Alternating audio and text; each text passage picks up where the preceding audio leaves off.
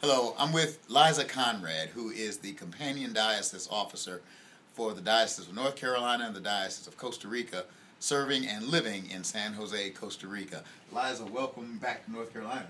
Thank you, Bishop Curry.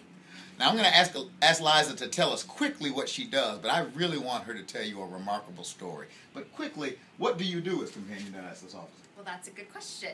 I manage the relationship between the Diocese of Costa Rica and the Diocese of North Carolina, which includes planning and implementing mission trips, but also managing our social programs and making the relationship relevant to the parishioners in both dioceses. And as part of your work, you've developed, and the diocese there, Bishop Monterosa, and others have developed a strategic plan for mission and development that the convention in Costa Rica has approved. And we're going to include copies of that with this edition of Please Note. But Liza's got another story to tell that I really want you to hear.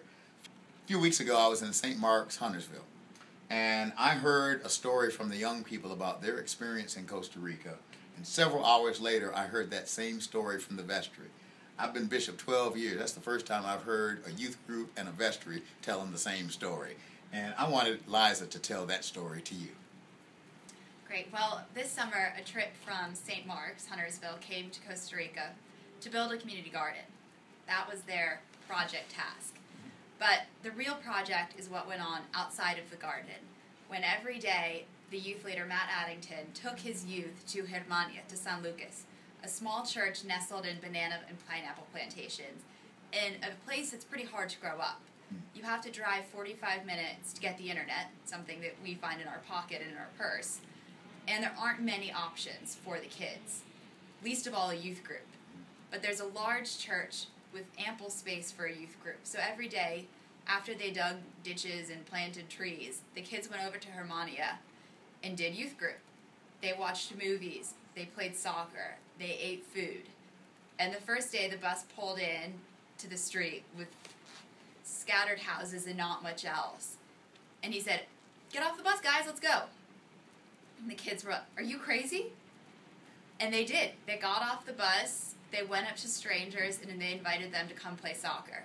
The first day, there were 5 or 6 kids from Germania, teenagers, youth their own age, young kids, girls with their babies, girls younger than the youth from North Carolina, babies in arm.